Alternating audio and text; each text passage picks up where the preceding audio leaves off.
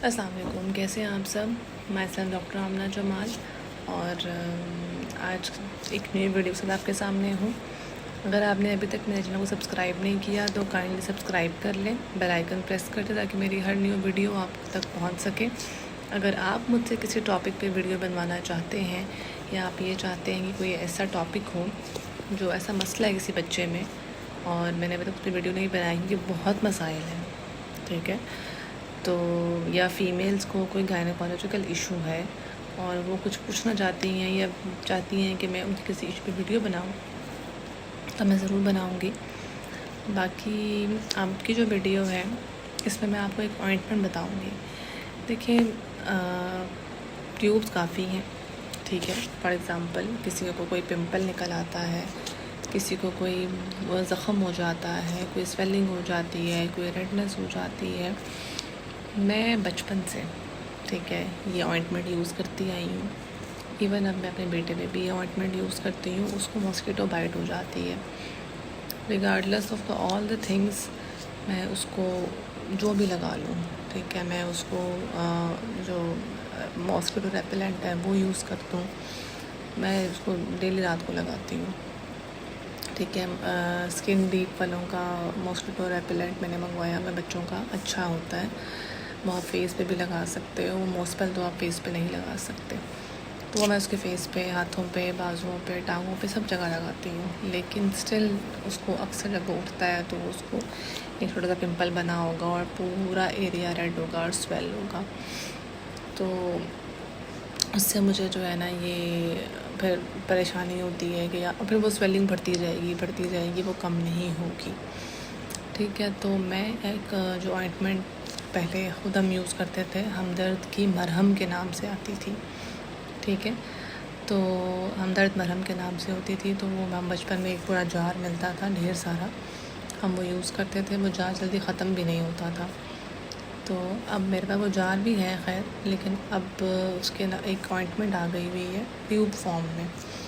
तो उसमें क्या होता है कि जी आप उसको बस थोड़ा सा लेके, वो ग्रीन से कलर की होती है, थोड़ी सी लेके आपने जस्ट एक आप पी साइज़ आप ले सकते हो, मटर के दाना जितना साइज़, और उसको आपने उस एरिया पे लगाना और टैप करना होता है। जैसे कि आपका कहीं पे कोई बाइट हुई है, कोई भी किसी किस्म की बाइट है, मॉस्किटो बाइट है, स्पाइडर बाइट है, कोई वुंड हो गया है, ठीक है।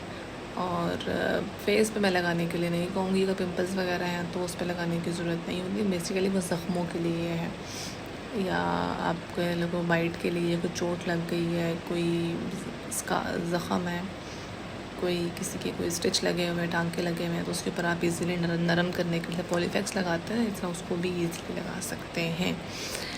इट नेचुरल है, उसका साइड इफ़ेक्ट कोई नहीं है, स्किन में इजीली एब्जॉर्ब हो जाती है और बहुत अच्छे इफ़ेक्ट्स देती है, लॉन्ग लास्टिंग है, ठीक है। मैंने अपने बेटे के जो है उस पर स्टैप करना है और साइडों पे लगा देती हूँ सर्कल में, और यकीन करें कि वो सिर्फ एक दफ़ा अप्लाई करती हूँ मैं, मुझे दोबारा ज़रूरत नहीं पड़ती अप्लाई करने की, ठीक है। और हालांकि मैं बाकी जो क्रीम्स हैं जैसे मेसिट्रासिन है और पॉलीफेक्स है मैं लगाती रही हूँ, लेकिन वो मुझे बार बार लगानी पड़ती है। क्यूटीवेट है तो वो मैं बार बार लगाती हूँ।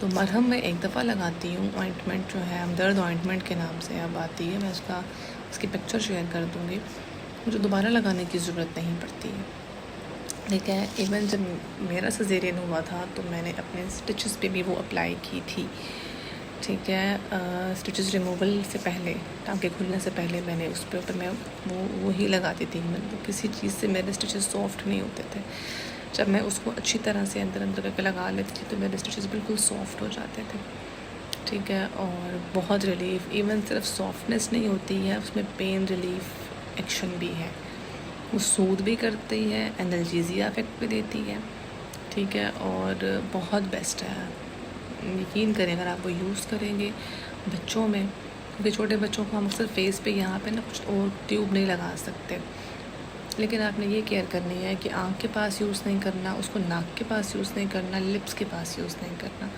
क्योंकि वो सिर्फ एक्सटर्नल यूज़ के लिए है। आप बॉडी पे कहीं भी यूज़ कर सकते हैं, ठीक है, लेकिन इन एरियाज़ में आप यूज़ नहीं कर सकते, ठीक है। और रैशेस के ऊपर उसको यूज़ नहीं करना, बिल्कुल भी यूज़ नहीं करना, क्योंकि उसको लगाने से ना थोड़ी सी बर्निंग होती है, जलन होती है, लाइट सी बर्निंग होती है। तो रैशेस पे मैंने पहले बताया था आपको कि मैंने पेट्स क्रीम बताई थी और सुरोडम क्रीम बताई थी, तो वो थोड़ा सा ना कूलिंग इफेक्ट देती है, तो बच्चे टॉलरेट नहीं कर सकते, ठीक है। तो आप जस्ट ये है कि अगर यहाँ पे उसे कोई मॉस्किटो बाइट कर गई है तो आप थोड़ी सी लेके हल्का सा ये कर लें, और ये तब लगानी है जब आपका बच्चा सो जाए, ठीक है। जागते हुए नहीं लगानी, क्योंकि अगर उसने वो एरिया मुंह में डाल लिया तो इट्स अ पॉइज़न, ये जहर है, ठीक है। आपने सिर्फ तब लगानी है जब वो सो गया है, उसे बिल्कुल जब एब्जॉर्ब जज्ब हो जाएगी उसके बाद वो जो मर्ज़ी करता है। अगर अभी वेट हुई, गीली हुई और उसने ज़ुबान लगा ली, कुछ कर लिया, तो वो ठीक नहीं है, ठीक है। मतलब फ़ौरन से कुछ होगा नहीं, लेकिन it's not a good thing.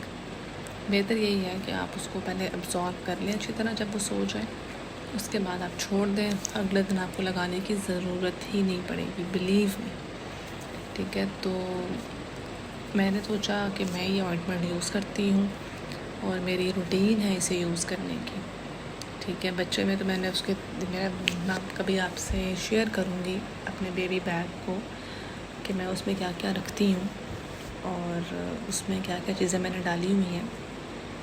Bag की वीडियो प्रॉपर बनाऊँगी और उसमें दिखाऊँगी कि मैं क्या क्या जो बताती हूँ मैंने उसमें डाला भी हुआ, मैं निकाल के दिखाऊँगी आपको कि मैं ये इसके अंदर यूज़ करती हूँ, ठीक है। तो ये बेसिकली मेरी वीडियो थी ऑइंटमेंट पे, मैं इसकी पिक्चर डाल दूँगी और आपने ज़रूर यूज़ करना है और मुझे फ़ीडबैक ज़रूर दें, मुझे कमेंट में ज़रूर बताएं कि आपको ये कैसा लगा। और अपनी दुआओं में लाजमी याद रखें। अगर अभी तक आपने मेरे चैनल को सब्सक्राइब नहीं किया तो काइंडली सब्सक्राइब कर लें, बेल आइकन प्रेस कर दें ताकि मेरी आपको हर वीडियो जो है वो मिल जाए। तब तक के लिए अपनी दुआओं में याद रखें। Thank you so much. अल्लाह हाफ़िज़।